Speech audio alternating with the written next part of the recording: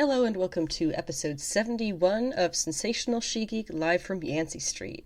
Highlights on today's episode include the spoiler and spoiler-free reviews of Thor, Love and Thunder. We're going to be talking about all of the Easter eggs, all of the comic references, anything, questions that you may have, hopefully I will have explained for you there, as well as the season finale of Star Trek Strange New Worlds, and the penultimate episode of Ms. Marvel from Disney+.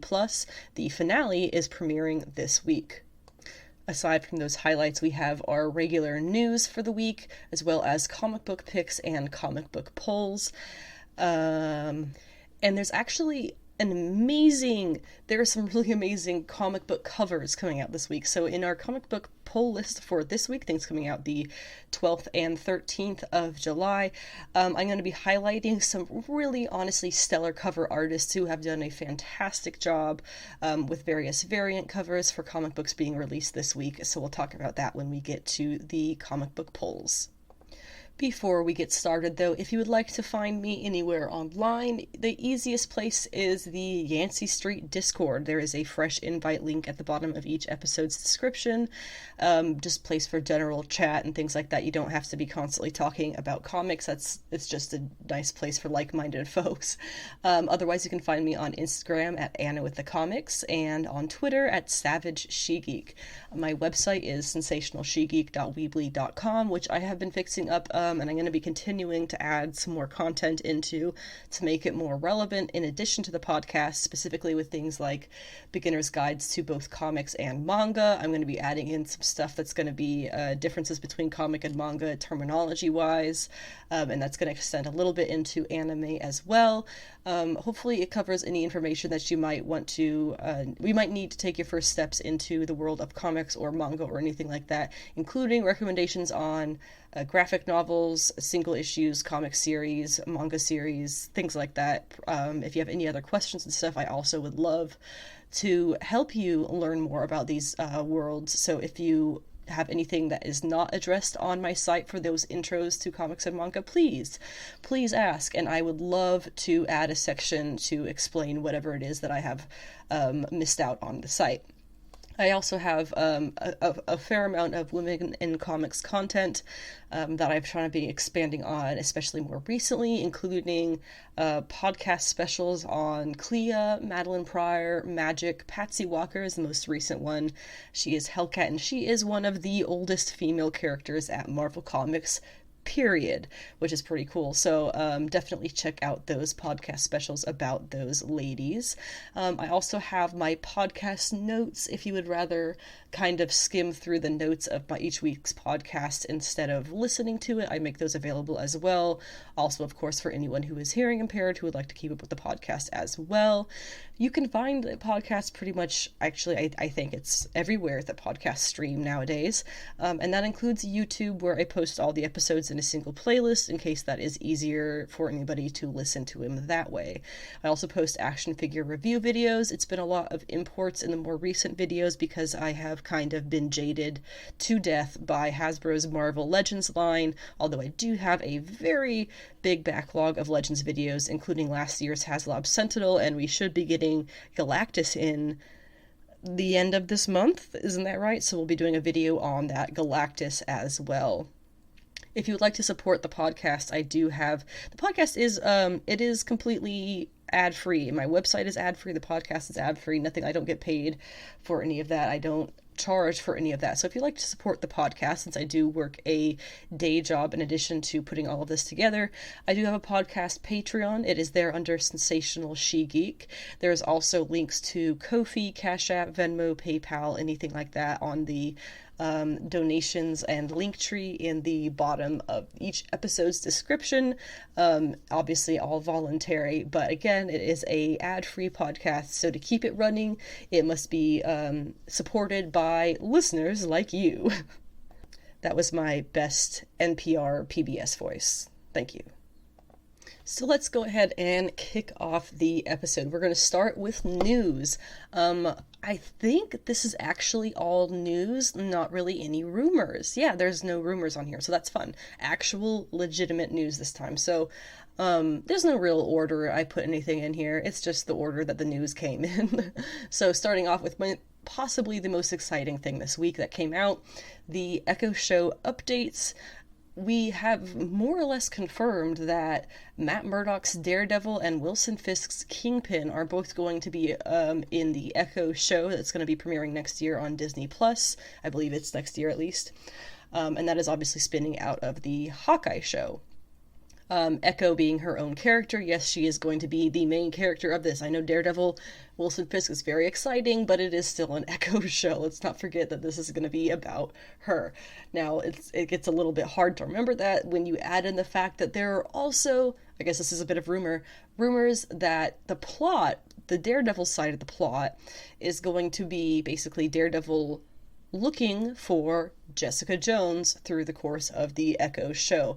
Additionally, he will apparently have his black and yellow suit, which is the first appearance Daredevil suit that was designed way back in the day when he first came out. It was kind of it was a complete homage to wrestling outfit designs, which was boxing, which was a reference again to Matt Murdock's father, the whole backstory thing. Okay, but in any case, that yellow and black suit is apparently what he is going to be wearing through the beginning of the Echo show on his portion of whatever he's going to be involved in as he looks for Jessica Jones, and by the end of the season, he will be back in his standard red suit. So that's kind of cool. I know the yellow and black suit was something that people really, really wanted to see in the Daredevil show. Maybe, I can see it being extremely appropriate that this kind of side project for the character will end up being where we see that, because it is a bit of, I wouldn't say a deep cut outfit, but it's a bit of a fan favorite, I guess that you would say, that isn't exactly the best looking that his outfits have ever looked, but it is a fan favorite. Also, of course, based on how we saw things go down with him and Maya in the Hawkeye show, Wilson Fisk will be having an eye patch. It's going to be directly pulling from the comics where, again, Maya shoots him in the face and he loses sight out of one eye. That's pulling directly from the comics, so they're basically doing that whole plot line in her show. They're going to be expanding on that, and we're adding in Matt Murdock and hopefully Jessica Jones as characters who are going to be running around at that time as well. I know Kristen Ritter, who played Jessica Jones in the Netflix shows, has been doing a fair amount of teasing, same as what's her name, who plays Lady Sif. They I think are trying to get the audiences to be excited for them to come back so that they can secure themselves a spot to come out, which I totally respect. Of course, if you play these amazing characters, why would you not want to come back and have some fun with those roles, right? So hopefully we'll be seeing Kristen Ritter's Jessica Jones by the end of the Echo show. Matt Murdock will apparently be running throughout it as Daredevil in at least one new look that we haven't seen him in live action yet, that yellow and black suit. Fisk is going to have an eye patch, and Maya herself, maybe they're going to do a little bit of the Echo Daredevil romance, because that's a thing from the comics. I actually, turning to look at it on the wall, I actually have I believe, I can't tell what issue it is, but it's a Marvel Knights Daredevil, and it's one of her first appearances of Echo, and it's her as Echo, not as Maya, dancing with Daredevil, and I believe she's got a gun in her hand. The whole plot line was basically, she believed that Daredevil was involved in her father's murder, and so Maya, while Echo is searching to kill Daredevil, Maya ends up dating Matt. And it's this whole complicated thing because, of course, she is mute and he is blind. So they kind of have a bit of a companionship in that sense, I suppose. But that's when we first see her in the comics, that's how it's going down. So I'm kind of thinking that that's how they're going to do it in her show. they're not just going to have a whole second plot line with Daredevil doing his own thing that's completely unrelated to Echo and what she's doing. That would be stupid.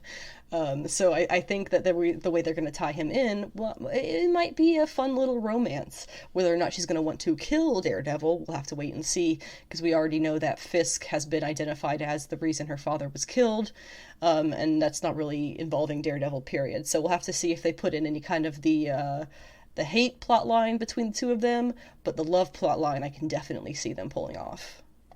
If you are a fan of the DC character Punchline, congratulations, she is getting a new series coming in October. It's apparently going to stretch over October and November. I'm not sure how many issues it will be, but it's going to be called Punchline, the Gotham Game.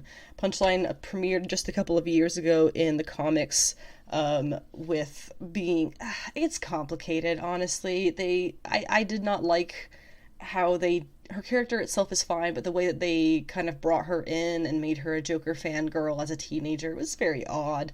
So ignoring all of that now, hopefully we'll get some more mature Punchline stories, and hopefully she can stand on her own 2 feet as a character without the Joker. The little, I have a character bio for her if you know absolutely nothing about her.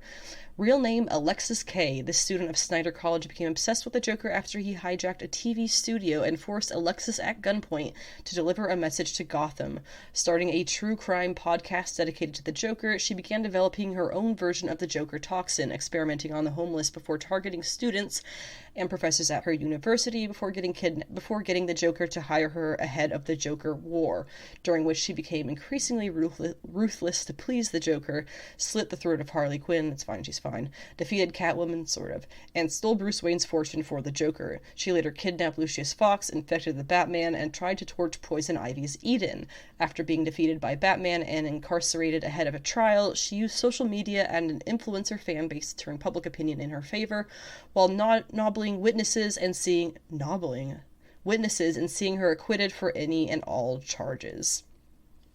I can see them turning this into a character that is really cool. I just don't like how they introduced her in the start, so this could be something quite interesting. I don't know. I'm not sure who's writing it or drawing it, but hopefully this will be Alexis K's Punchline getting a proper origin and villain story. Also coming in 2023, a new RWBY Justice League animated movie. This was announced at RTX Austin. When I'm saying RWBY, I am not saying R-U-B-Y, I am saying capital R-W-B-Y, as in the hero team. I don't really know how else to say that. You have Ruby, Weiss, Blake, and Yang. Those are the names of the heroes who attend Beacon Academy, apparently. The reason that this is relevant is because they were doing a good amount of RWBY Justice League crossover comics, which I'll get into in a second, that actually went pretty well. So it looks like Rooster Teeth has gone ahead and funded the production of this feature-length movie that's going to be RWBY and the Justice League teaming up.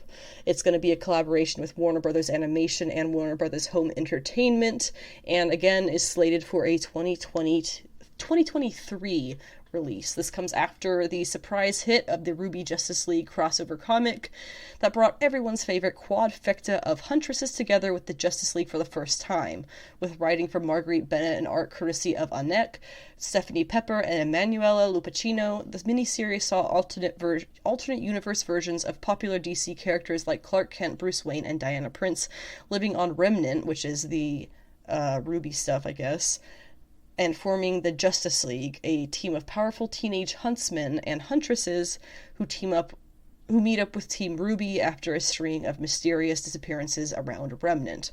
I clearly do not have much knowledge about RWBY, but it is available on Rooster Teeth's website if you would like to watch it. There's like 7 seasons or something like that. I think it started in 2013. But I plan on watching this in preparation for this RWBY Justice League movie so that I at least know something of what's going on. RWBY is based off of an anime, RWBY is an anime that is based off of a manga. Its original release was back in 2013. It's been a viral hit. Here we go. It says 8 volumes of the show. So we have 8 seasons currently available, as well as spin-off manga and book adaptation, games, and more. There is a 9th series on its way for 2023, which again had a teaser at the same RTX Austin show. The RWBY Justice League crossover film will see the crew behind the web series jump over for the production, meaning all the people on Rooster Teeth are going to be following into the movie as well. It will be directed by Carrie Shawcross, who has joined Miles Luna, Kiersey Burkhart, and Eddie Rivas in writing. And again, Rooster Teeth Animation is going to produce the series. You can stream RWBY on Crunchyroll, which is just has subs, but if you would like the dub version, that you can find on the Rooster Teeth website. And that's where I'll be watching it. Some brief things in the end here. We have leaks from Loki Season 2, which is apparently in production at some part of production at this point. Specifically, we have 2 posters that will be appearing supposedly in the Loki show. One of them is for Zaniac, and one is for Phone Ranger. Phone Ranger is a hero who has phone-type powers. It was not a good era of... It was back in that day where they were literally throwing spaghetti at the walls to see what readers liked. But Zaniac, kind of similar, although I think he is more of a villainous character, if I am correct. So those are 2 very, very deep-cut Marvel characters from back in the day that apparently are going to have movie posters about them in the Loki Season 2 show. What does that mean? Absolutely no friggin' idea. This is the first, as far as I know, leak of any kind that we've had from Loki Season 2, so maybe we'll have more that will possibly shed light on what are they doing over there. I think this may have been over a week ago at this point, but I forgot to talk about it last week. We had leaks of official concept art for Wakanda Forever, specifically regarding the Atlanteans. We know now officially that Namor is going to be in the movie, and so all the Atlanteans that come along with him will also be in the movie as well. Interestingly, it looks like they're doing the full blue skin Atlanteans. We know Namor, obviously, traditionally does not have the blue skin, but the majority of Atlanteans, for whatever reason, I'm sure there's an explanation in the comics that I haven't looked up yet, they have blue skin, and Namor is one of those characters, and so is Atuma, who is like this weird shark-headed guy who's been through a lot of different phases in the comics, but Namor and Atuma have both had concept art either leaked or released, whichever it is, and they will be blue-skinned Atlanteans, which now is making me think about blue-skinned Kree, and I'm wondering if they're going to make a connection there, because we just saw that blue-skinned arm in Ms. Marvel that has yet to be explained. Maybe they won't even bother explaining that. I'm getting ahead of myself. In any case, Namora, Atuma, and Namor in their 3 concept art images all have full Aztec-looking... Now the terminology for that may be incorrect. Mesoamerican is what I'll say, because I'm not entirely sure of the terminology myself. If you know, please educate me. But it looks like they're wearing Mesoamerican styles and jewelry.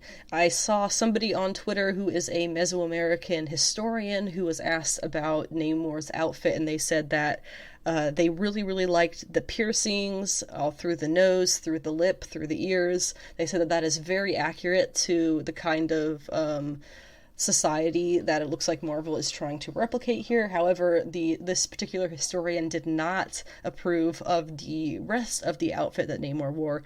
I did ask them what they would prefer, but I have not gotten a response, unfortunately. I was very curious. So if you are a Mesoamerican historian, that is a question that I am still looking for an answer for, is what are the flaws in their outfits. But by the layman's perspective, it looks pretty good. Myself being a layman, obviously, there. And we also saw Shuri and I think some of the Dora Milaje as well, and what they'll be looking like in the movie. There's some rumors that Shuri is going to be the next Black Panther and has signed on for a number of films. I'm gonna kind of take all of that with a grain of salt, because we know that sometimes these kinds of, quote, leaks will come out and be completely false. So I guess we're just gonna have to wait and see about that particular rumor. But as for the looks of the Atlanteans, I think they look fantastic. I'm very curious as to the historical accuracy of them, but other than that, I think it looks like a pretty good start. We also have a director that has been announced for Captain America 4, which we don't have a title for, obviously, because it is Captain America 4, and that's probably so far in the distance we don't even know what year it's coming out yet. But the director will be Julius Onah, who is the director of Cloverfield Paradox, and Captain America 4 is the movie that will be having Anthony Mackie playing Captain America, as opposed to his traditional Falcon role from the comics.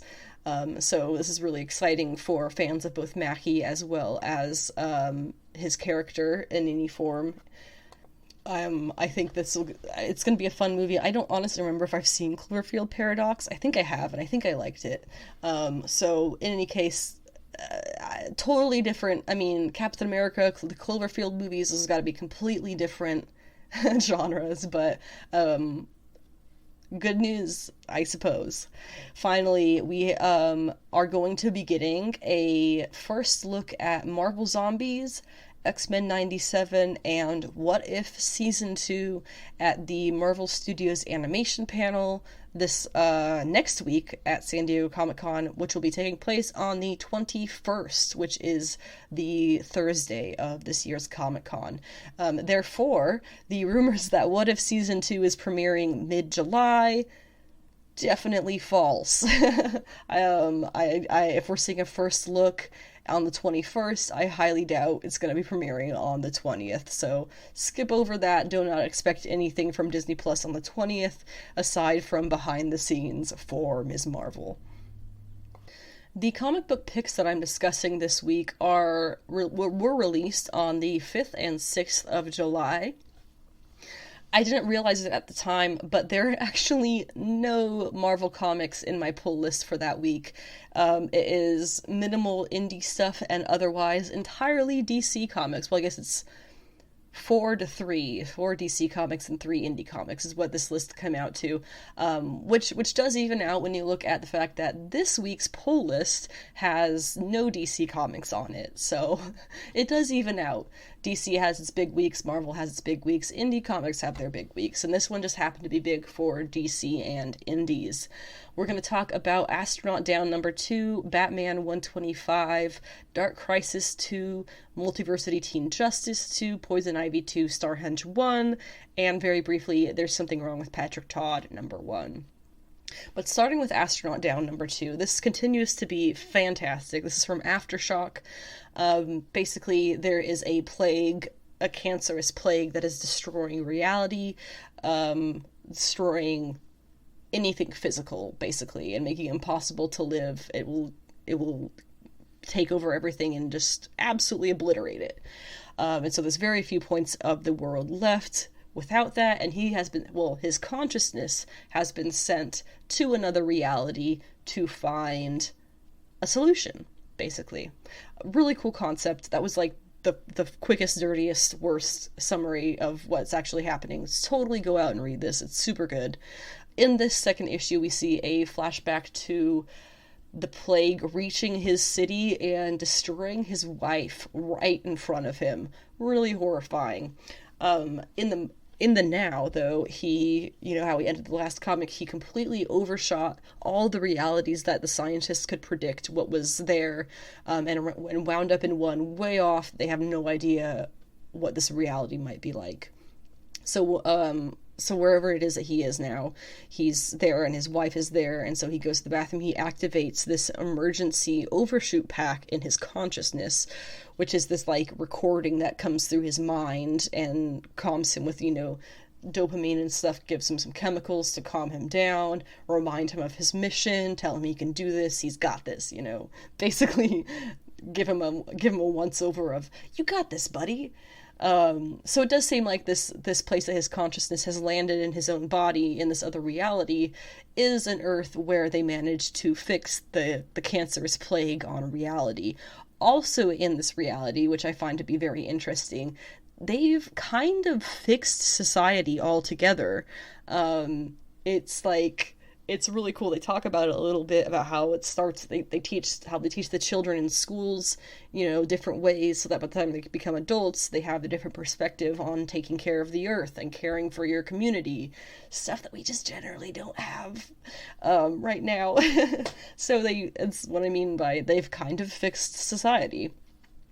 But back in his own world, the scientists are using another astronaut, so they're calling it, to send this guy a message, because the whole thing is they need the solution for this cancer on reality, like, now, because they're one of the last places left in the world that hasn't been destroyed. And so they send him this message through another one of these astronauts, who takes over his alternate reality body and reminds the guy, he comes up to the guy who's having a picnic with his wife at the time. He comes up to him and is like, hey, why haven't you sent us the cure yet? They're really desperate. Holy shit, the sky's green here? What are you doing having a picnic with your wife while we're dying? And he starts freaking out. The message is across, but he kind of ends up losing it, and his bleeds from all of his orifices, and it kills him, immediately. It's pretty nasty. Also, that happens to his IRL body in his actual reality, so fun stuff. No surviving that. And the issue ends, of course, with a section of the barrier in the guy's real world being broken. So he really needs to find the cure for this cancer of reality that this other world that he's in has discovered and somehow transmit it back to his world. Meanwhile, he came here to this other reality with the knowledge that he was just going to be stuck there. But it turns out that world is doing their own weird consciousness reality leap experimentation, and he might actually have a way home to his home. But will he want that if his dead wife is here? I don't know. I don't know how many issues this is going to be, but I'm thinking somewhere around 5 or 6 is going to be appropriate for an ending. Super, super cool stuff. Batman 125 is Chip Zdarsky's first issue on the Batman run at DC. Pretty good, interesting start. Catwoman is apparently sleeping with other guys, which I don't like, because are they married or not? I think at this point we're maybe a few months ahead or behind Batcat, so eventually she'll get that gray and black costume and they'll get married, and I can stop worrying about her and all these randos, right? But anyway, the main thing seems to be that the Penguin has finally snapped, kills himself, and frames Batman, because I guess he's just gonna do that now. I don't know. We'll see how it goes. Dark Crisis number 2. I forget the name of the villain who's trying to sacrifice Earth Zero to get, I guess he's trying to get more of the multiverse back by sacrificing Earth Zero, and he needs to take all their heroes. I think his name's Pariah. I'm honestly not quite following it, but in any case, Deathstroke and his crew of villains are attacking Titan's Tower in full force. He basically wants to make sure that no one takes the Justice League's place, but then later on we find out that he is actually working for Pariah. So he's kind of got 2 missions. Beast Boy, he will live. He's not dead after being shot in the face. I guess the ability to metamorphosize, to change into other shapes and stuff was able to make him move his brain out of the way, I guess, from getting shot. And Dick almost gets shot as well, Nightwing, but John Kent shows up as Superman and is able to save him. They have a nice little team up there. John ends up fighting Cyborg Superman, and Cyborg himself has to come in and kind of shut all that down. Titan's Tower mostly collapses, and Black Adam shows up to say that he was right about Jonathan Kent not being ready to lead the team, and then he just blames Dick on the Titan's Tower having collapsed and goes off on his way. So thanks, Black Adam, you're helpful. Meanwhile, out in space, Kyle Rayner is rescued from, honestly, wherever it is by the other Green Lanterns, Hal and Joe Mullen. He meets Joel for the first time. Joe is awesome. Read Far Sector if you haven't. It is killer good. And now the Green Lanterns are back in full force, and they are planning on stopping whatever it is, Pariah, from taking the heroes of Earth and doing whatever his big nasty plan is. So next issue will be apparently focused on the Lanterns, as well as Black Adam trying to set up his own team. Good luck with that.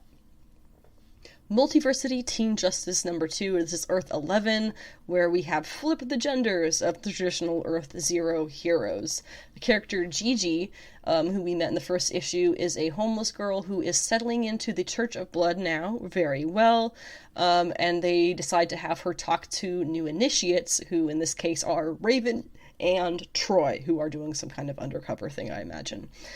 Supergirl goes off to save Robin with Kid Quick, where she is.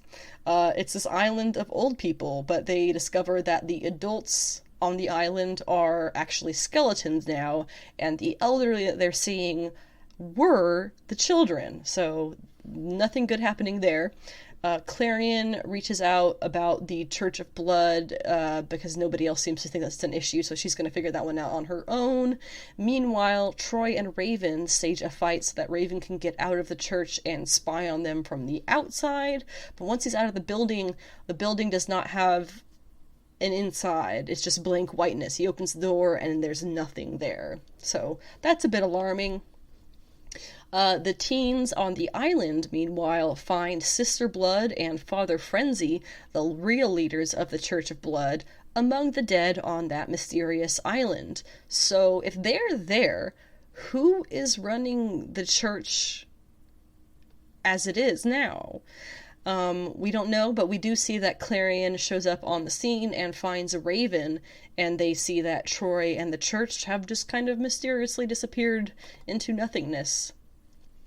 Poison Ivy number 2, I thoroughly enjoyed. There is a discussion of veganism/vegetarianism and the idea of monoculture and how that is harmful.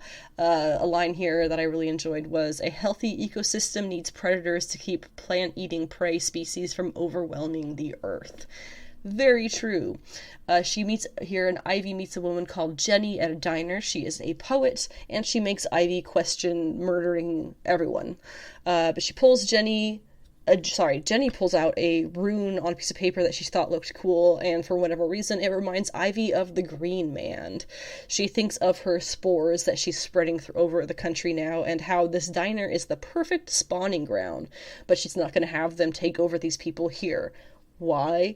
The spores are already there, attached to all the people, and this is a truck stop of a town, meaning everyone here will move on, spread the spores with them across the country, taking care of her work for her.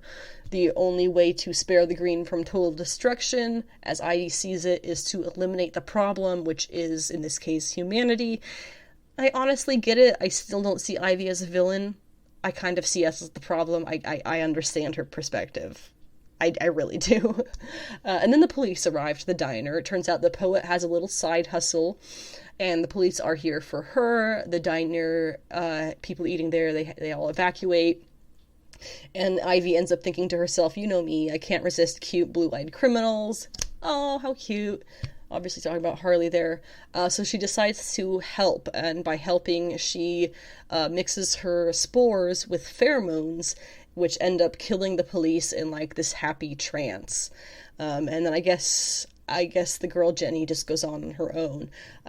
Later, Ivy is out and about and she hears something in the dark.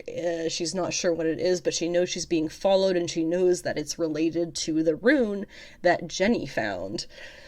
Now, we see Eden a short while ago, which was during the whole post-Queen Ivy stuff, I guess, where we see Ivy with the gardener. Queen Ivy is apparently gone, but Ivy had the spores inside of her now, and the gardener is telling her that it will eventually kill her, and that Queen Ivy is never going to come back, so she should just be happy with the powers that she's always had. And Ivy says something about, I remember what it felt like to be a god, and that's why she wants it back. I'm not entirely sure how that connects to this, but it's a bit of insight, so I'll take it. She also mentions that in her narration, she mentions a road trip that she spent as a houseplant, which is referring to the Harley Quinn Poison Ivy series from, I believe, 2019? No. Or 2018. She misses Harley. It's really cute. That was such a cute series. This was very much a character and story plot building issue. Not a whole lot of forward movement, a lot of filling in the blanks, but in a way that really works out, so I dig it. I definitely like this issue. Now, the last two ones we're going to go over a bit quicker here because they were complex. Well, at least Starhenge was. Starhenge was complex. You get here a bit of a love story, a bit of sci-fi, a bit of fantasy, and complete escapism. Basically, it's told over three not timelines, but eras, right? You get ancient, you get modern, and you get future.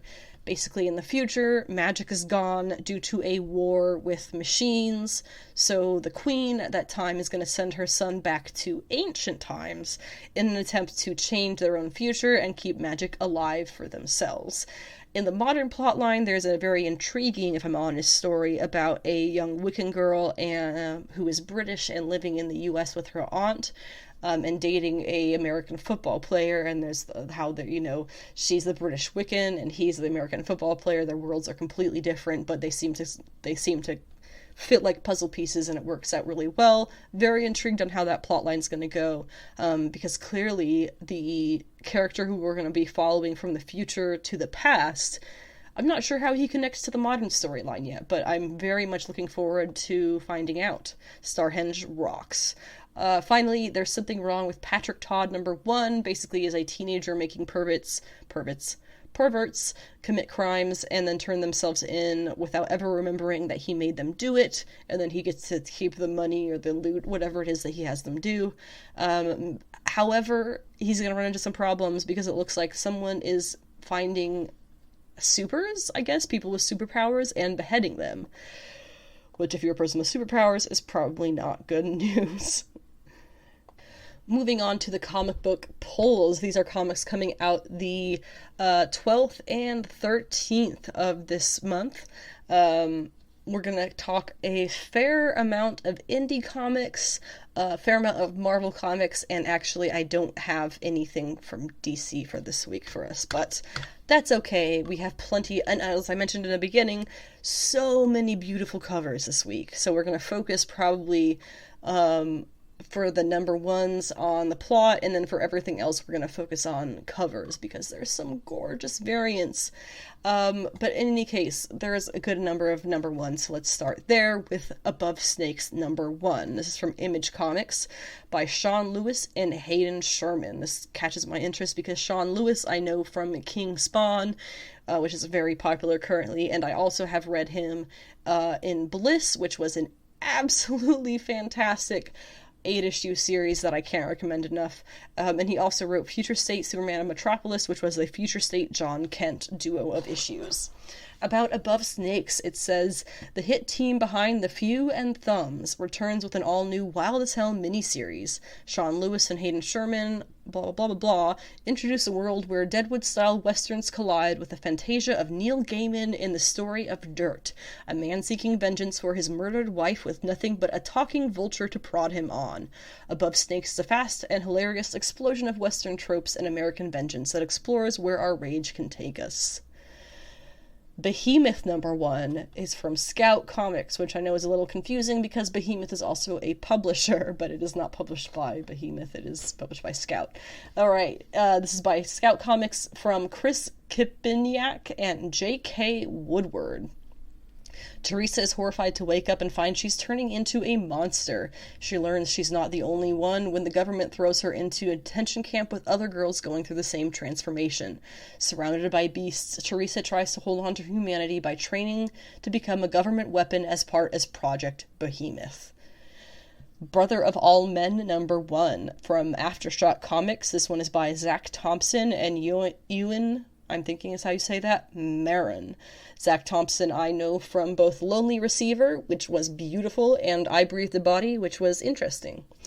It is 1928. Veteran of the Great War and part-time private eye Guy Horn travels to a remote community in Western Canada to retrieve his estranged brother from the clutches of a dangerous cult.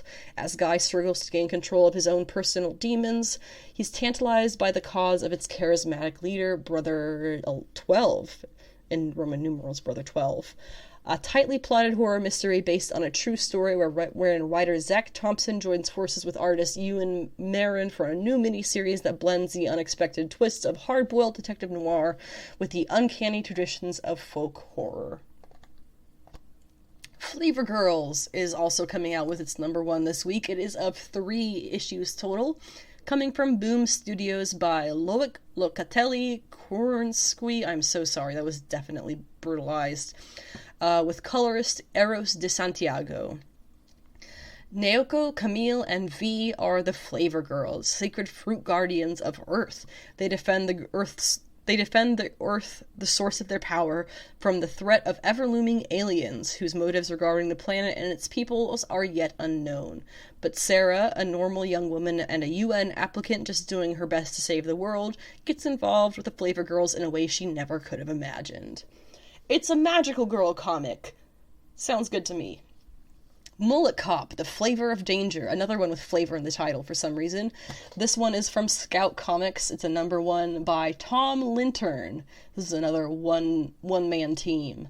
I think it is a one-shot, as best as I could figure out. It says, an outspoken mall councilwoman is opposing the evil corporation FOAM as it tries to get its harmful beverage products in the mall.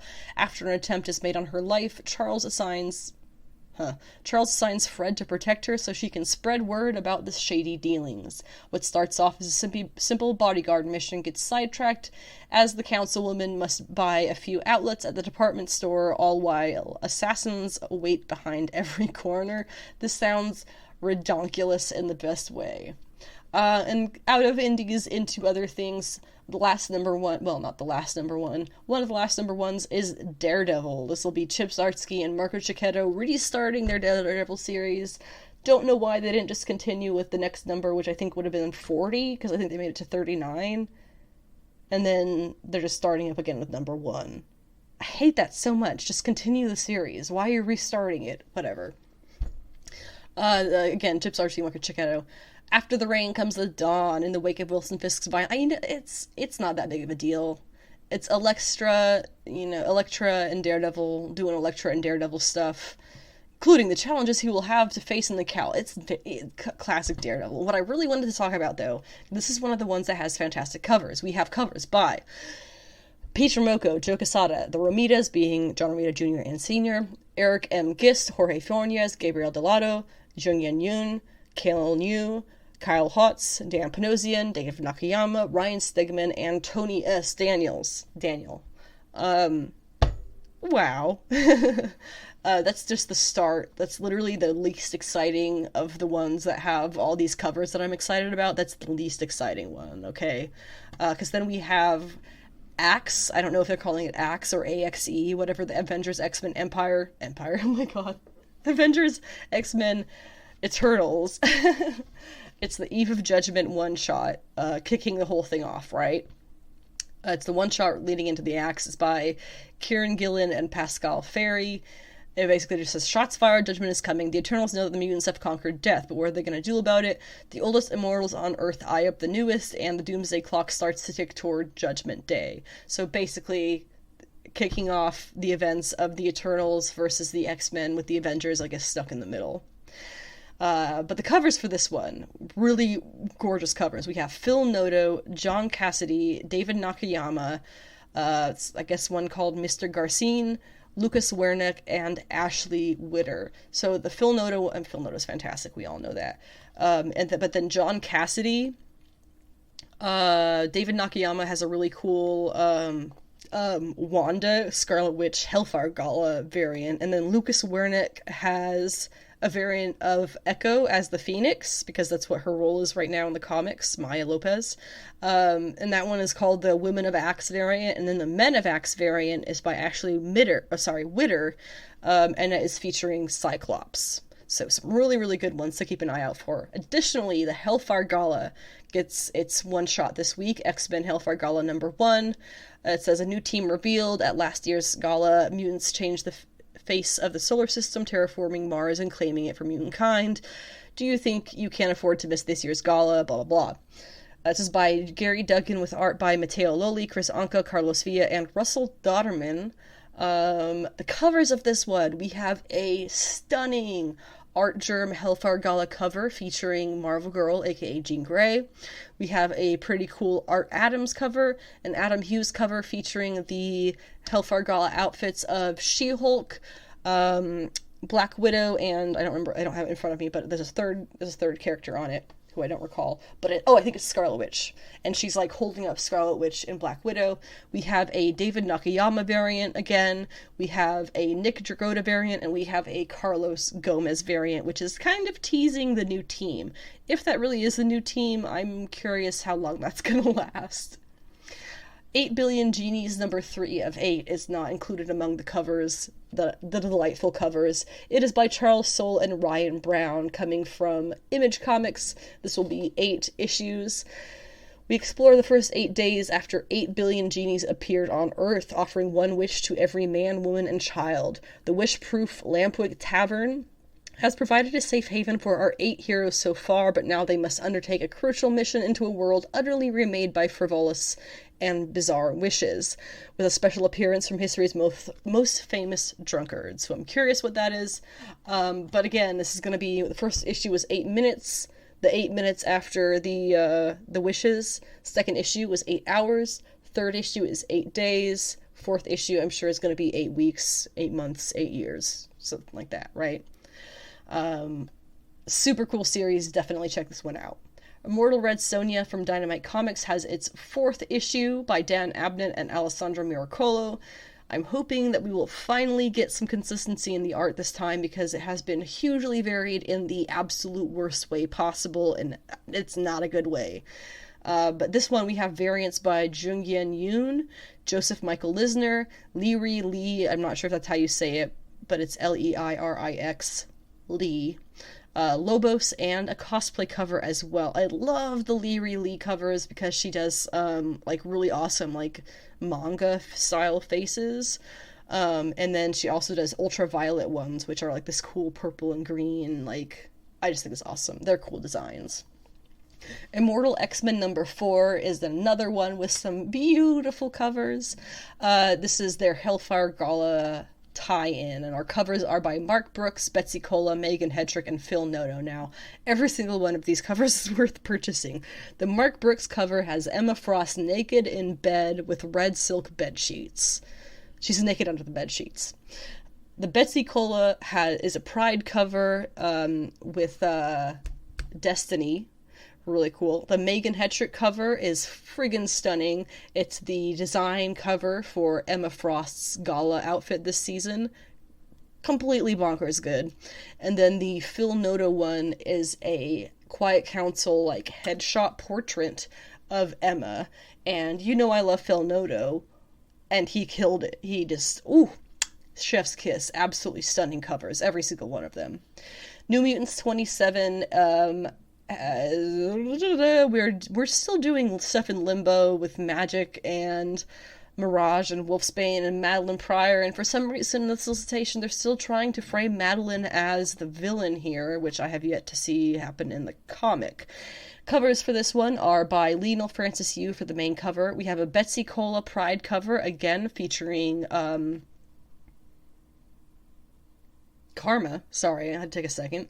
And then we have a Russell Dodderman Hellfire Gala design cover featuring Magic in a very bad design. It looks just like her Dark Child outfit. There's nothing really interesting to it. And a Marcus Toe cover. Finally, wrapping up the pull list for this week, Captain Marvel #39, Trial by Magic and Fire. We are still doing stuff with Carol being trapped by Agatha Harkness and Binary kind of taking over on Earth in her place. This is by Kelly Thompson with art by Juan Frigeri and Alvaro Lopez. We have covers of this week by R.B. Silva, Terry Dodson, and David Baldio, and that Terry Dodson cover, I will literally murder someone if I don't get my hands on it, because it is a homage to Avenging Spider-Man number 9, which is the first appearance of Carol Danvers in the Captain Marvel suit design. Also a cover done by the Dodsons. And so it's Carol, and she's being hit by some bullets, and she's flying, and Spider-Man is clinging to her back. Well, this homage, it's binary, being hit by bullets, and Spider-Woman clinging to her back. And for the love of everything, I need that on my wall, displayed next to the other one. What did I tell you? Fantastic covers this week. Ms. Marvel, the penultimate episode, was episode 5, premiering last week on Disney+. It was titled Time and Again. This episode, we already saw the scene in a previous episode of Najma and Aisha and their companions finding the bangle and then getting split up. Now we see that down the line, Aisha continues to be on the run from soldiers of Britain, most likely others as well. She runs into her future husband, and of course they fall in love and marry. When partition happens, they are Muslim in a Hindu part of the country, as it is now, and Aisha uses this to help convince her husband that they need to flee to Pakistan. In reality, she was finally discovered by Najma, who wants her to use the bracelet and to take them all home to their own dimension. Aisha is worried about her family and what might happen if she actually uses the bracelets, and what happens to them if she gets taken with it. So the decision is they must run. In the discussion between Najma and Aisha, we learn that their people in their dimension are users of magic, calling it by that actual term, saying magic. You also have to note that their eyes do glow purple when they power up, so my purple dimension theory is still pretty solid. Although we don't get an answer for that in this episode. At the train station, where we know that Aisha gets split up with her family, Aisha sends her husband off with Sana, who is their very young daughter at the time, and she fends off Najma alone, getting stabbed in the process. And this is where Kamala comes in. Having been thrown through time, she discovers Aisha dying among the crowds at the train station. With the last of her energy, Aisha uses her magic to, I guess, charm the bangle with the words, "What you are seeking is seeking you," because her young daughter, Sana, was split off from her father in the crowds and crying out for him and him for her, seeking one another. In that moment, with that magic, it would appear that Aisha spelled the bangle to always seek out their bloodline, leading it to attaching to Kamala, so to say, years down the line. After discovering her dying great-grandmother, Kamala watches Aisha die there, which is unfortunate, and takes the photo of her family from her to keep. She hears her grandmother, the young Sana, crying for her father, so she finds her. The crowd is too thick for them both, so Kamala makes a few stepping discs for Sana to jump across towards her father. But when Kamala is knocked over, the steps break up and end up magically leading Sana to her father in a string of star shapes. Of course, this all comes out that Kamala is the thing. Kamala was always the one, right? To lead Sana back to her father. And you may think, how is this possible? Well, I go back to the what you seek is seeking you. The bangle seeks their bloodline. So coming off Kamala, she shoots the power off of her. And so then it goes and it seeks the next person of their bloodline. Sana was there. And the next one was the great Sana's father, Kamala's great-grandfather, right? So that's kind of how it led her to her father. That's the way that I think it works out really well. So after they reunite successfully, Kamala is sent back to the future, where everyone there has been blasted flat on their backs with the force of her return, it seems. It looks like it all kind of happened over the course of a mere moment, but left in its wake is a crack in the universe leading apparently to the Noor dimension. Immediately, one of the other Noor people run to it, but before she can reach the gap, it seems to reach out and attack her, turning her into dark glittery stone before dissolving her down into dust. clearly this is not the welcome home that they were all expecting, but the gap is going to continue to expand and take over Earth if somebody doesn't go in there and close it. Now, possibly notably, is that when this person turns to stone, it looks very somewhat like it did when the humans touched Terrigen crystals in Agents of S.H.I.E.L.D. It would turn them into stone. It's not quite the same color or texture, but it is somewhat similar. Basically, if you're unaware of what I'm talking about, in Agents of S.H.I.E.L.D., they went over Inhumans and the process of becoming Inhuman. If you have the Inhuman gene, if you are exposed to Terrigen crystals, or as it became Terrigen mists in the comics, you would become enveloped in a cocoon, and then when you pop out of the cocoon, you are your Inhuman form, whatever that may be. Now, Kamala is an Inhuman. When the Terrigen mists in the comics spread across the world, the whole other thing, she becomes Ms. Marvel, gains her powers, blah, blah.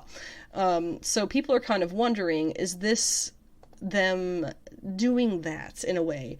Additionally, if you are not Inhuman and you touch the Terrigen crystals, you will just turn to stone. And that's how they did it in Agents of S.H.I.E.L.D. In Agents of S.H.I.E.L.D., if you were Inhuman, if you had the gene and you touched the stone, you didn't become in a cocoon. You became covered in stone. But then the stone would crack, and underneath you would reveal your Inhuman self. But then if you were human and you touched the stones and you don't have the Inhuman gene, it would just turn you fully to stone. So that's what the connection that people are kind of seeing, myself included. Is this going to be something that they're going to kind of relate to the Inhumans? Are they just putting in there as a somewhat fun Easter egg? Are they just going to leave it there and never really explain it? Honestly, I feel like that's probably the most likely alternative. I feel like a big issue with the current Marvel stuff is that there's just a lot of missed opportunities where they could go through and fully explain something to connect it to the comics, but they just kind of leave it there and leave people to make their own assumptions, which just finish connecting the dots. Just finish connecting the dots, okay? It irritates me that they just kind of leave these open-ended, unanswered things like that. So that's what I'm seeing is going to happen with that. The stone covering the people of the Noor dimension. I don't think we're ever going to actually get that explained.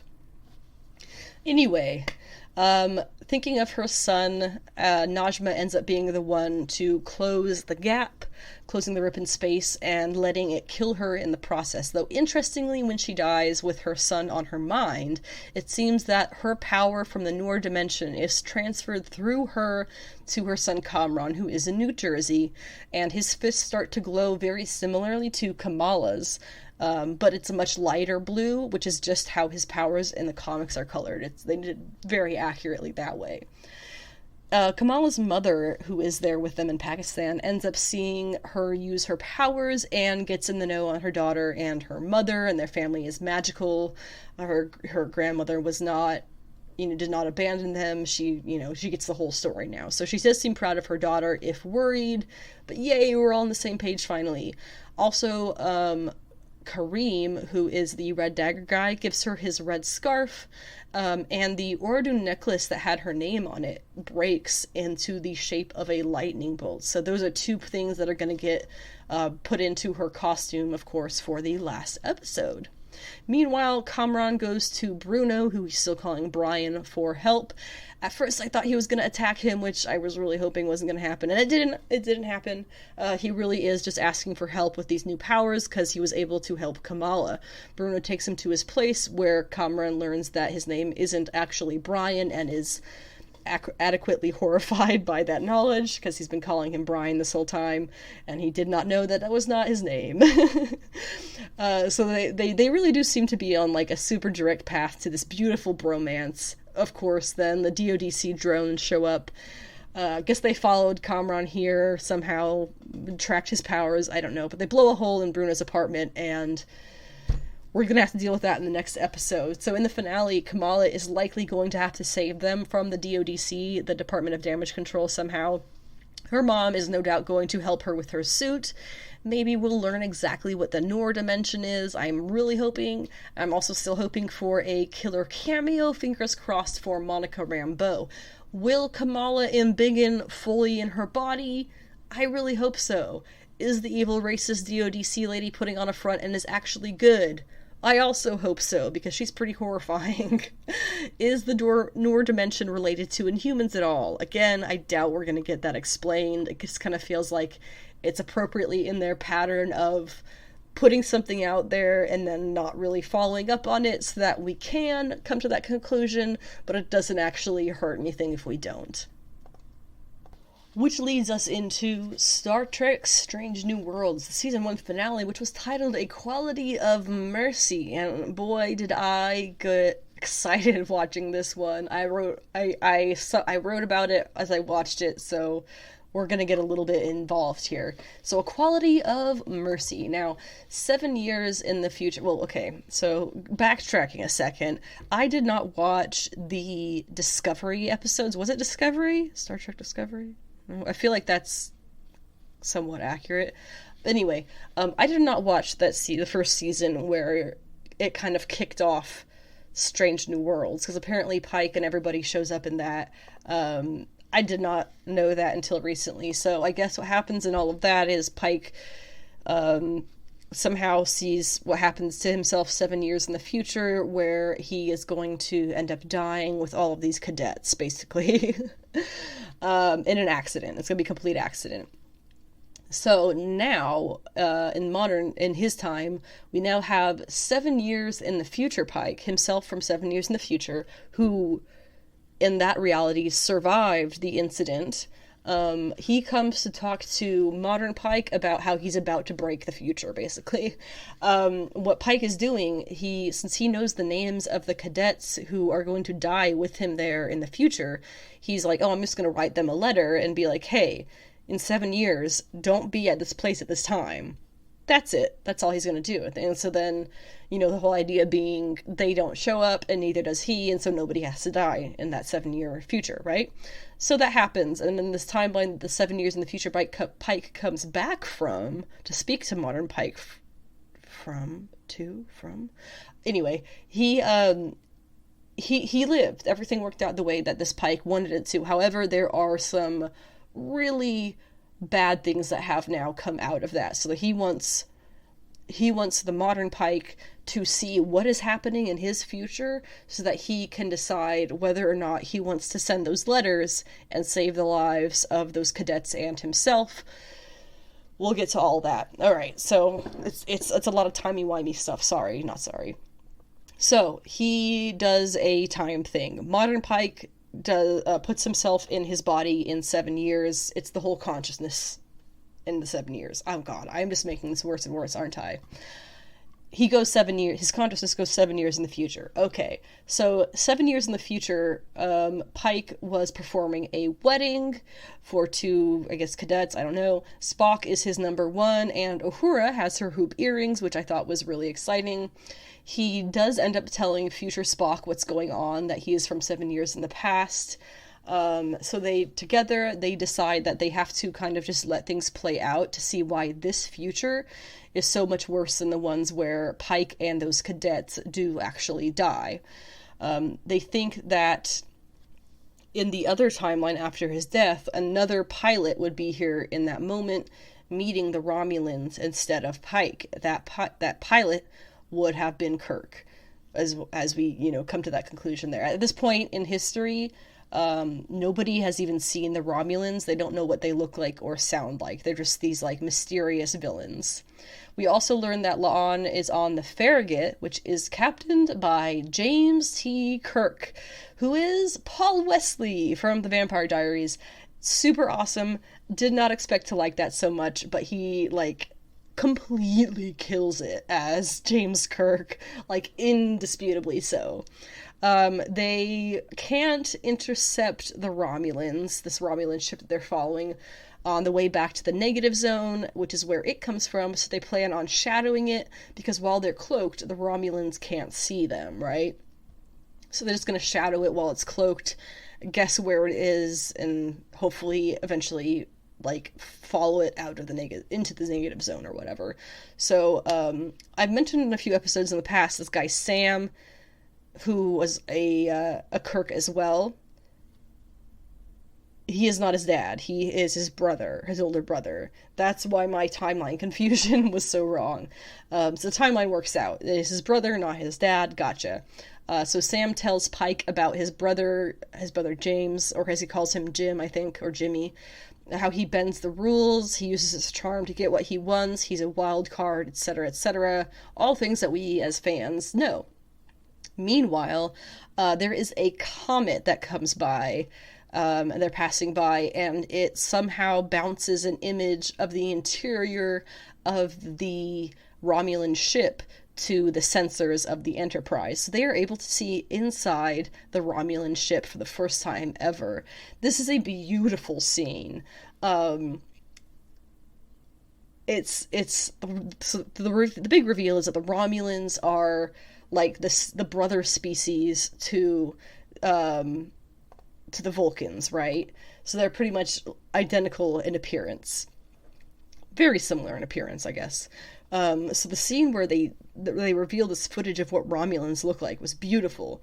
You look and they put the footage up on the screen, and it's this wild, dramatic music. And then you see the pilot turn in the chair, and she looks back at the others, and it's that thing where her whole face is in shadow, except for a strip of light that's going across her eyes. And she looks back at the other group, and there's this dramatic music, and the camera starts on the right, panning left across the 4 people of the team that are there on the Enterprise deck.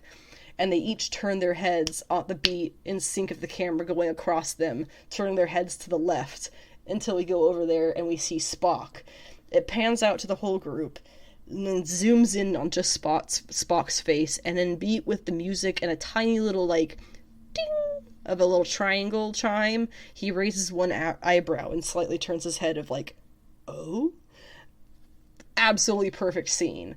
I can't describe it any better than that, but it is just like, I'll post it on Twitter. It is the best scene I've ever seen in Star Trek ever. So then we get to meet Kirk officially now. Kirk beams over, his brother is there because they just want to have like somebody who knows him there, right? And his brother's already on the Enterprise crew, so he makes the introductions. Very good. The plan basically becomes, when the Romulans pass through the comet's trail, they will the Enterprise will get their exact location and be able to disarm the Romulan ship, and then possibly open up a dialogue. Of course, this goes completely wrong. The Romulans already knew what was going on and pop up behind the Farragut when they least expect it, attacking them and the Enterprise. So the Enterprise ends up having to draw their fire in order to save the Farragut, which was a moment from absolute obliteration. It does work, but the Enterprise does take a plasma hit from the Romulan ship. They have to rescue the other ship's crew, which does reunite Pike with La'an, and that's when we bring up Una. Pike asks La'an when the last time that she contacted Una was, and La'an says she can't. No one is allowed to contact her. And then you realize, holy shit, Una's in prison. And then you remember, she's Illyrian. Her people were genetically modified, and that is illegal in Starfleet. That's one of Starfleet's, like, weird, one of the very few unfair things, that's still kind of unjust things that Starfleet still has stuck with. And they're in a very forward-thinking, progressive facility, except for when it comes to the Illyrians. So, holy shit, Una's in prison for being Illyrian. This is not a good future. So meanwhile, Pike opens a channel to the Romulan ship and offers a ceasefire, he says. He wants to talk for the first time in 100 years, and they surprisingly hail back. He does talk to the other captain. They make a point of showing that Kirk is watching him, studying the style of Pike as a captain to see, what Pike does that works well with these new enemies, and learning from that, I would guess. The Romulan captain says that Pike's words are a sign of weakness, but he does agree to a 2-hour ceasefire. Aboard the Romulan vessel, a crew member questions this decision, saying that it is the Romulan way to attack when you have the chance, meaning they should go back on their promise of ceasefire and take the Enterprise out. The captain then pulls this guy into a hallway, kind of like you would see in an office. He pulls him to the side, talk to him. He talks to him about his father and how his father died in apparent glory in service to Romulus. The captain says, no, his death was a failure. It was a loss of something that could have, they could have just retreated and remained an asset, but now they are weaker due to his stubbornness because he is now not a part of their team. The commander, I guess he's the commander, he says that he has to see this through to try and keep them strong and whole, and if it doesn't work, they're going to have the war that they so desperately want. But then it turns out that this subordinate guy, he contacts the Romulan Empire himself, and the fleet arrives. Good thing Kirk just went off on his own in a shuttle and came back with a fleet of his own. It's not really a fleet, it is a bunch of unmanned drone ships. The Romulans don't know that. Still, the Romulans destroy this first ship that we encountered and we're trying to make peace with, saying that this was a weak leak for having been discovered by the Federation, and the Romulans then go on to declare war on the Federation. In the subsequent attack, many die, including the bride from the almost wedding when we started this whole mind-jumping thing up, and Spock loses a leg as well as is pretty much physically destroyed from head to toe. So when Pike then goes back to the future, back into his present, he decides to delete the letter to the cadet writing him not to be at that explosion in 7 years, ultimately deciding that his and the cadet's deaths at that time will be less consequential because Kirk was right. They should have destroyed the Romulan ship as soon as they saw it, but Pike convinced him not to. With Pike dead 7 years down the line, Kirk will be the captain then. He will destroy the Romulan ship, and there will not be a war coming out of that entire situation. Very complex. So Pike ends up wandering the ship, basically talking to his crew, knowing that he has the next 7 years to spend with these people before it all comes to an end for him. It's kind of a happy note, but then at the last second, the Starfleet people show up and arrest Una for being Illyrian. So we're still have a little bit of that disastrous future that we need to stop from happening. Specifically, Una being in jail for 7 years for being an Illyrian Starfleet, because that is obviously super messed up, which Pike agrees, and we end the episode with him swearing that it isn't over. Actually, we end the season that way.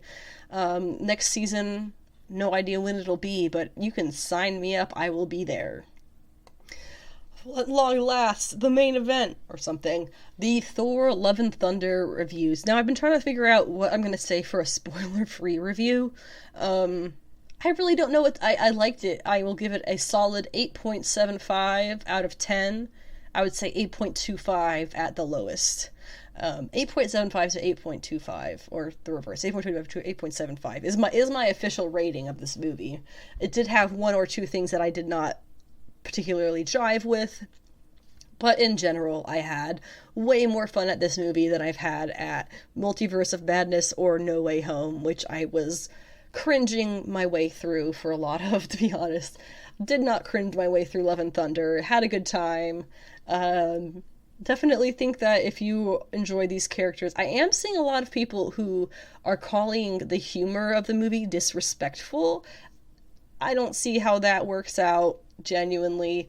I do feel like James Gunn and Taika Waititi have very extremely different styles of superhero movies. I know a lot of people are comparing them and saying, oh, they just do jokes, and so many it's all just jokes.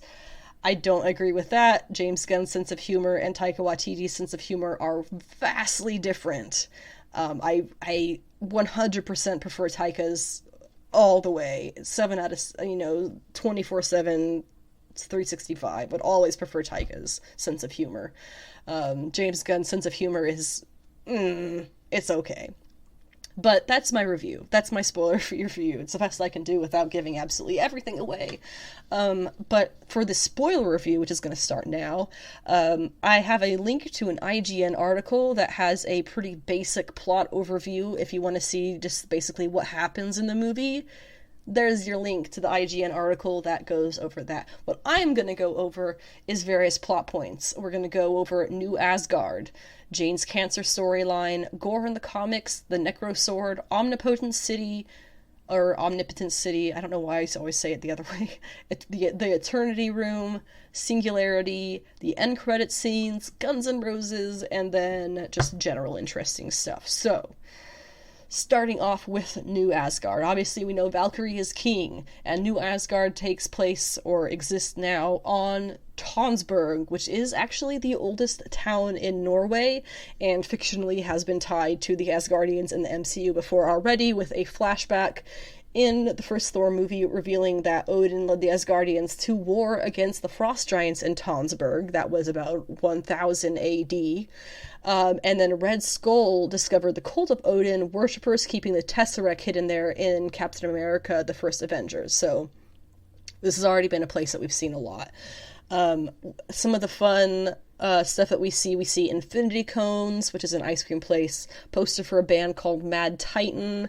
Let's see, there's a couple of fun stuff. Val rides Aragorn, who is her Pegasus. He is unnamed in this, so we don't know if it's actually Aragorn, but in the comics, interestingly, Dane Whitman is also connected to Aragorn, the Pegasus, having owned him, or, been his person, before he goes on to be Valkyries, so it's possible that could be a connection in the future. We see Matt Damon, Luke Hemsworth, and Sam Neill returning among the actors of the show, showing the death of Odin and the arrival of Hela. They are accompanied by Melissa McCarthy, who plays Hela, and Ben Falcone, who is McCarthy's real-life husband, appears during the curtain call, so he must have been like the director or something of that little pageant show. We also learned that Meek is female, or is at least now identifying as female, and is serving as a chief aide to King Valkyrie. Additionally, we were supposed to see Valkyrie get her queen in this movie. I missed that, clearly. When would that happen? Was that the goddess that she kissed? Was it Meek?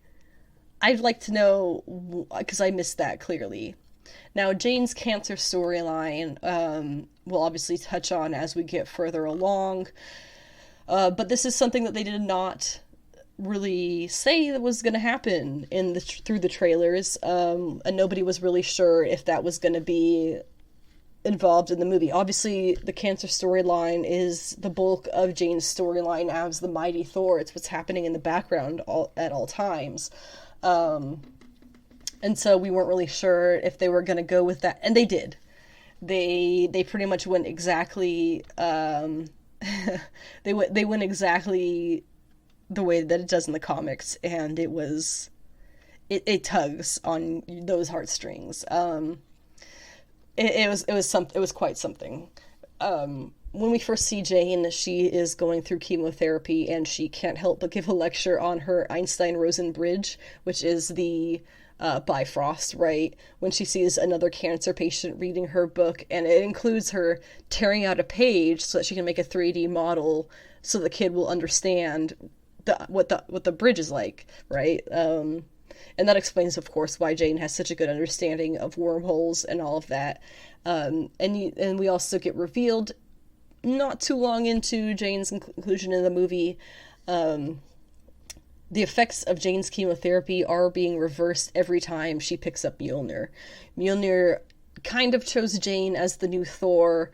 Kind of she chose it as well. It was kind of a mutual thing in this case. It sensed that she needed it, more or less. And then it comes to her aid even when she's in the hospital, where Thor has told her, stay here, you can't pick up Mjolnir anymore because it will kill you. But it does come to her, playing homage to Mighty Thor 704, where Jane sensed that Asgard needed her help, and so the hammer comes next to her hospital bed and just kind of sits there and tempts her into becoming Thor for the last time. Gore in the comics, his origin from the Jason Aaron story is pretty much what it is in the comics. His family was was destroyed because the gods refused to do anything. We can see his backstory in the comics in Thor, God of Thunder, #6, if you are interested in. He takes the kids that he steals from Asgard to a shadow realm, which in the comics is a parallel dimension under the rule of the warlord Ka, who has fought Hulk in the past by possessing his own shadow. We did not see Ka in the movie at all, but again, it's just one of those things they could have gone through and explained fully, but are just kind of leaving it open-ended there. Also in the comics, Thor becomes unworthy when Jane picks up the hammer. Before Jane picks up the hammer. That is why he is not Thor. He is Odin's son. And the reason that happens is because at one point in history, Gorr basically told Thor, you're a piece of shit, you're not a real god. And during the original Sin story in the comics, all of these secrets come out, and it ends up being Nick Fury Sr. who's telling them. And what he tells Thor is Gorr was right. And in that moment, Thor feels his worthiness lift off of him, and he can no longer hold the hammer. And he drops the hammer on the moon, as it is, and then later on, Jane shows up and picks it up because she knows there must always be a Thor. It calls to her to come get it because it cannot just not be wielded. And so that's how that kind of happens in the comics, the connection between Gorr and Thor and Jane. The Necrosword is another really cool thing from the comics. It is wielded by Null. Null is the god of the symbiotes. He is a being who ruled the cosmos before light and life. He was angered by the Big Bang and the work of the Celestials to spin galaxies into existence, so he created the All Black, which is his Necrosword, as a weapon to slay them. He can slay basically eternal beings with his Necrosword. In the comics, the Necrosword is actually a symbiote, which was created by Null. Yes, he is the god of the symbiotes. Yes, we mean symbiotes as Venom. It's a whole thing. If you would like to know more about this, check out King in Black from Marvel. It's just came out in the past year or two, so it's fairly modern Marvel history. We also see in the beginning of the movie, when Gorr finds his sun god, they have just defeated the wielder of the Necrosword, who we will note is kind of an oily, shiny black color. This is very directly taken from the comics. The character Silver Surfer Black. The Silver Surfer kind of gets infected by the Necrosword, and this blackness takes over his whole body, and that's why they call him Silver Surfer Black. He is not wielding the Necrosword. I think he just gets wounded by it. And that ends up being his new look. And so it was really cool seeing they definitely took the appearance of whoever the wielder of the Necrosword was, who they did not name, I don't think. They took that appearance definitely from Silver Surfer Black in the comics. It was not the Silver Surfer, but it was definitely that same appearance that he took when he was infected by the Necrosword. Now, the Necrosword is then picked up, or then chooses Gorr to wield it there, because it's, a being of evil, and it senses that he wants to, do the bad. Now, Omnipotent City, this is where Thor and his companions go when they need help defeating Gorr. It is the gathering of the Council of Godheads. Omnipotent City in the comics was designed visually by Asad Ribic, as seen in Thor, God of Thunder #3. It was established after the First Great War of the Gods as a meeting place and a governing chamber. We do see Celestials all through the movie, most notably in Omnipotent City, where Gorr builds his gateway to eternity.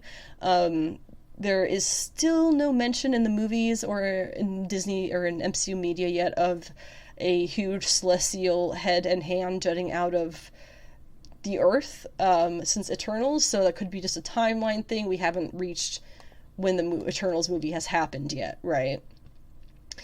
Things that we see in Omnipotent City, we have mentions of Ra. We see Bast, who is played by Akosio Sabat. Let's see, the credits reference Artemis and Minerva, but we don't actually know which ones those were. There are mentions of Tumatawenga, who is a Maori god who is known by his Hawaiian name Ku in the comics. There is also a Aztec pantheon feathered serpent known as Quetzalcoatl. I'm so sorry. But he is from the comics as well.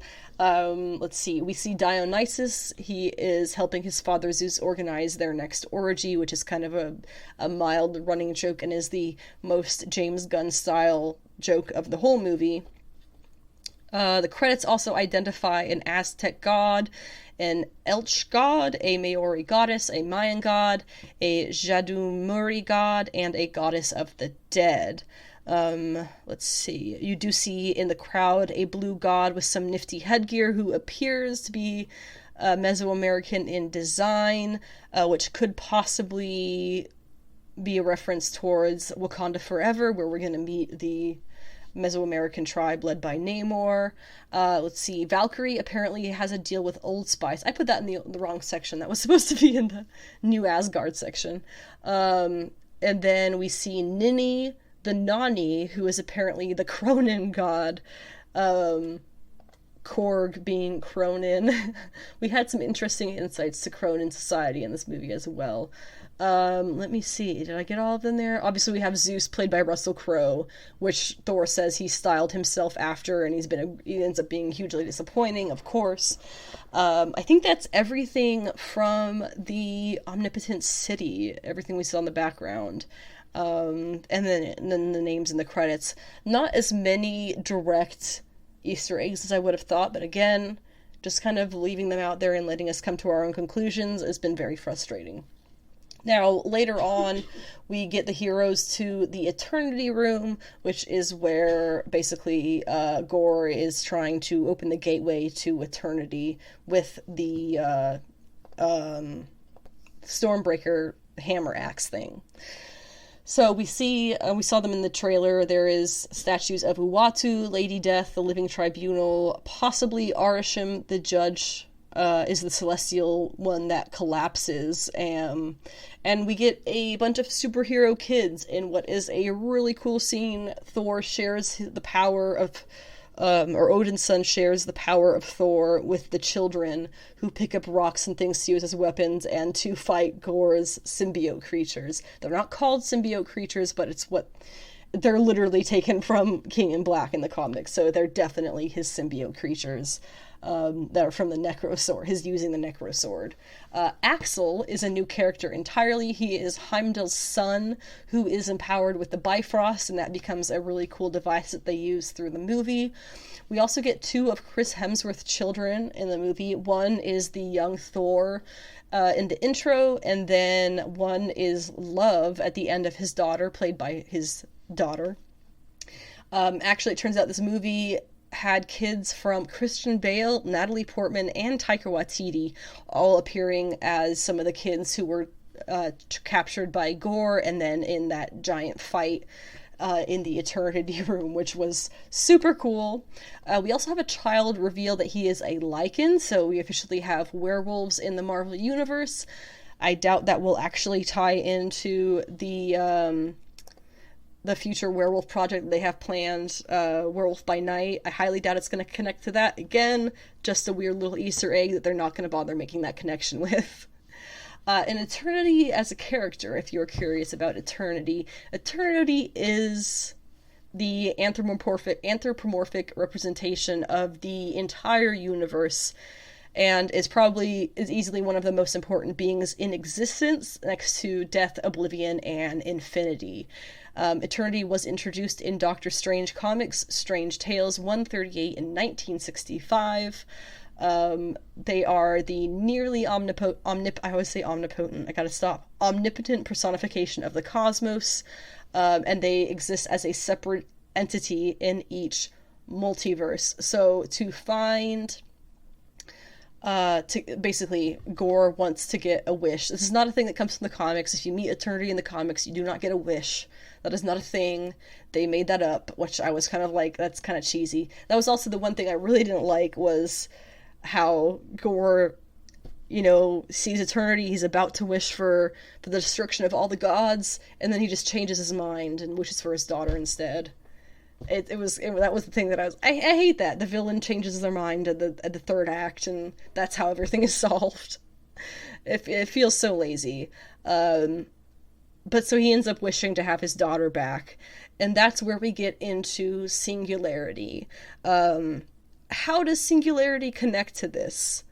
Possibly not at all, but when we see in the reflection of the water at the center of all the universe, we see Gorr's daughter in the reflection, and she is eternity. And she has the glowing eyes, the spacey body, and then when it pans up to see her standing next to him, it's Gorr's daughter. So it's a little bit, eternity is no longer there. So it's a little bit ambiguous as to, did eternity just embody itself into a human body because it wanted to? It gets a little bit into, did eternity just spawn its own child and make it Gorr's daughter? And also, there's no way it just resurrected Gorr's daughter, because then we also see that she has the powers. Gorr didn't have powers when he was just a regular guy. Why would his daughter? So clearly she is some kind of spawn of eternity, which is why people are talking about singularity. Singularity is a kind of ambiguous character who was brought in to Marvel Comics in the first A-Force series. We do not know canonically, officially, what singularity is. There has been no explanation, but if you look at singularity, singularity looks just like eternity. Eternity, when you saw in the movie, has the humanoid outline, but the inside was like masses of galaxies and stars and everything. Singularity is exactly the same way, but she is like a 13-year-old girl. And she doesn't really speak very well, but she ends up befriending all of these female heroes in Battle World during Secret Wars, and then after Secret Wars is over, she actually ends up coming back a couple of times. She comes back to another A-Force comic, and then she comes back more recently. She showed up in a Captain Marvel comic, in the Captain Marvel series, I should say, which was really exciting because she is a pocket universe. That's pretty much all we really know about Singularity, is she's a pocket universe. We don't know where she came from. If she's actually related to Eternity, it would make sense based on her design, but it is all up in the air still. It's possible that they're going to use this movie to give her a backstory of some sort in the comics. But in any case, I think Love, as they're calling her, right? Because the movie ends with she has Stormbreaker, he has Mjolnir, and they go off together heroing as Love and Thunder. Fuck you, Taika Waititi. It was a beautiful, the way that the last line kind of wrapped it up was gorgeous. But she very clearly has powers, so she's definitely not just straight up Gorr's daughter. She's gotta be some part of Eternity spawned off, and that's why people are talking about Singularity. Now, the end credit scenes. We have two end credit scenes. The first one has Zeus revealed as not dead, because remember Thor stabbed him in the chest when he believed that Zeus had killed Korg. Korg is fine. Korg actually went off to have a baby. It's a whole thing. We'll talk about it in a second. And so Zeus is really unhappy, so he calls up his son, Hercules, who has a very famous rivalry with the Odin son in the comics. Here, Hercules is being played by Brett Goldstein, who is friggin' Roy Kent from Ted Lasso. I don't think they could have perfected this casting better if they tried. 10 out of 10. Can't wait to see more of that nonsense. Definitely thought we were going to see a lot more gods die, but there's always time for that in the future, I guess. So we're going to see Roy Kent as Hercules, and he obviously has this huge rivalry with Thor, so that's no doubt what we're going to see. And Hercules in the future, in modern comics, he is currently dating Marvel Boy. It's a whole thing. They basically tried to retcon him as being a shitty dude by making him queer, and it didn't really work. He's still a shitty dude. But the second end credit scene, so that was the first one, we get Hercules. Second end credit scene sort of picks up where the comics did after Jane's death, with Jane in Valhalla. And she's there, and she's in her nice little Asgardian robes, and she is welcomed to Valhalla by Heimdall, who's like, yo, you did a great job, you were a warrior, welcome to Valhalla. And after the scene, it says, Thor will return. So, are we talking about Jane, or are we talking about Odin's son? A little bit ambiguous.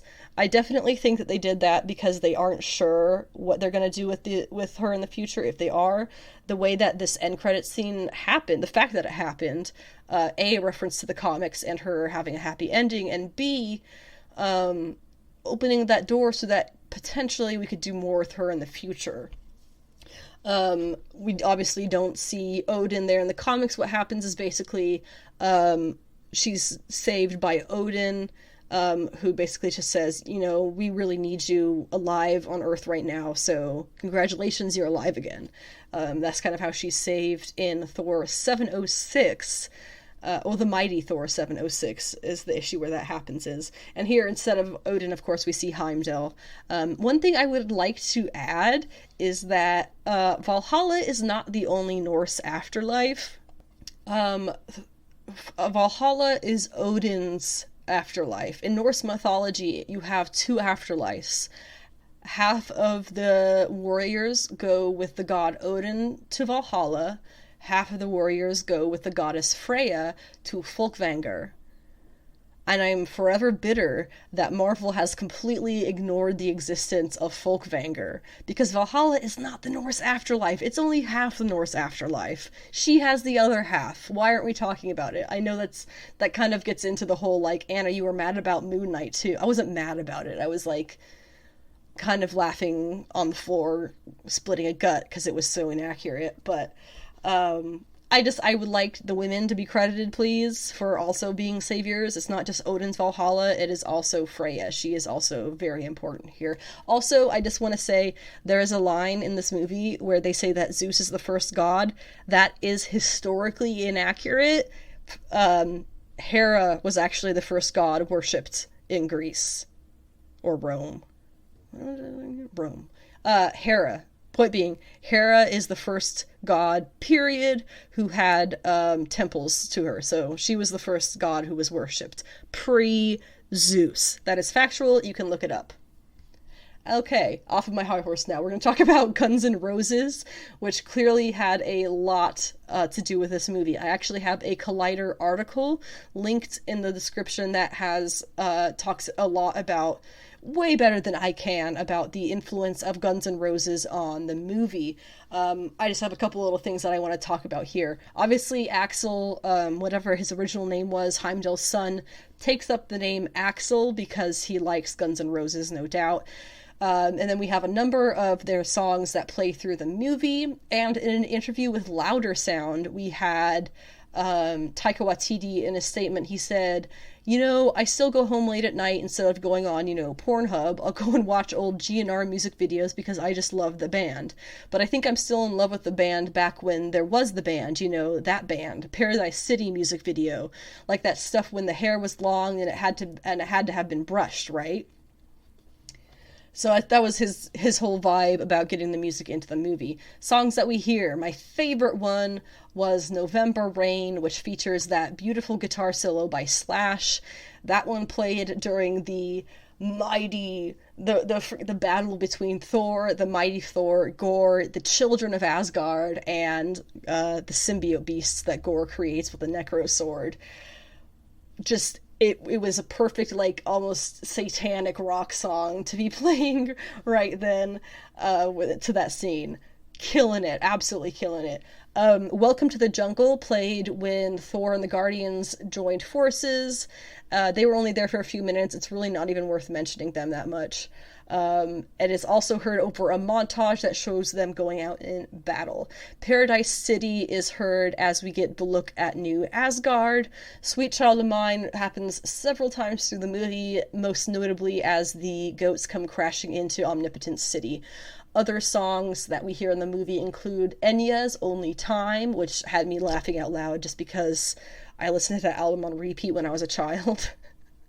Mary J. Blige's Family Affair, and ABBA's Our Last Summer.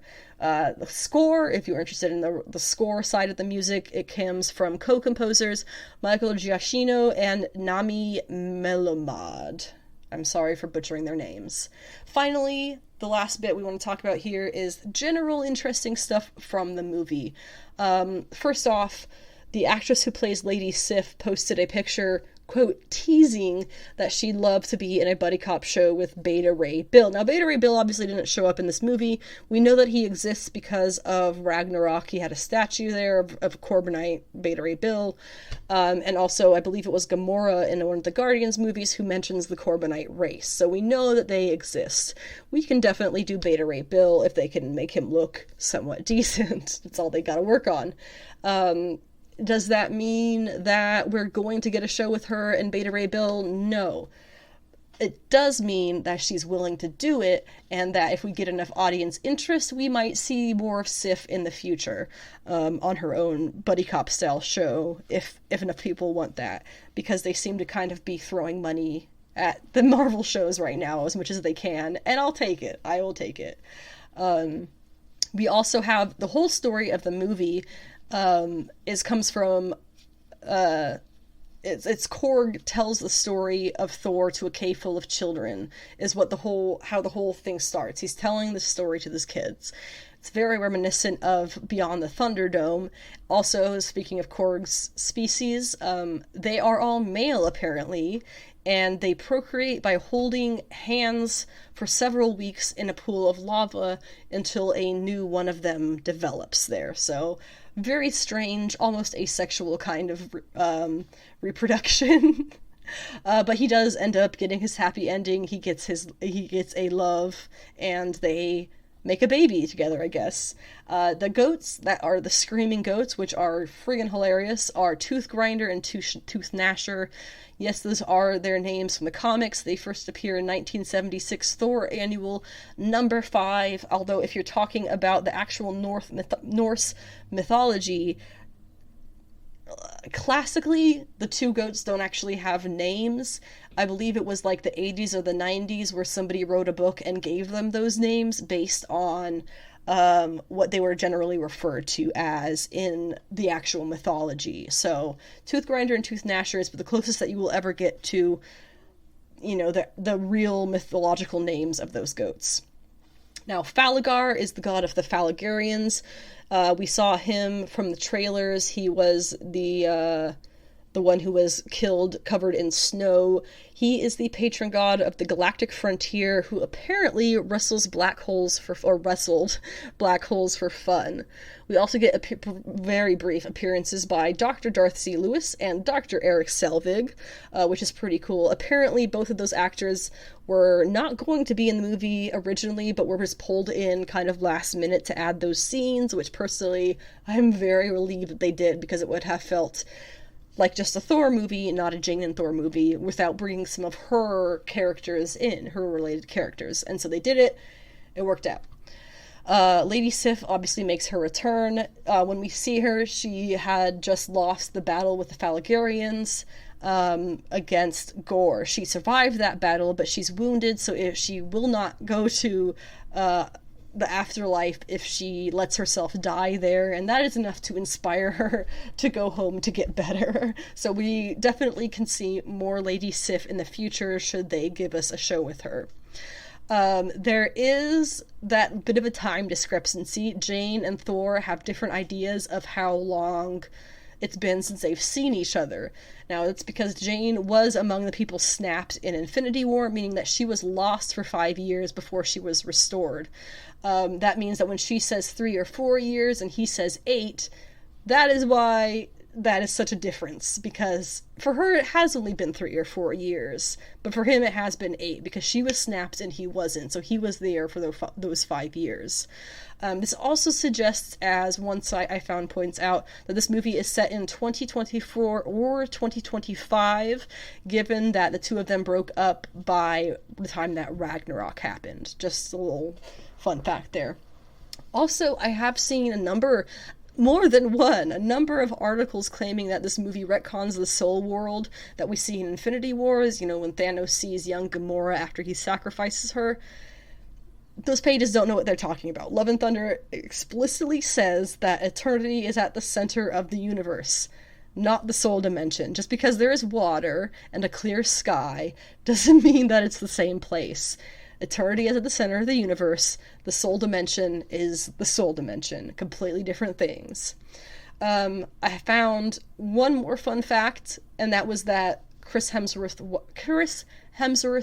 wife, Elsa Pataki, I'm sorry, I don't know how to say her last name. I think she's Spanish, though.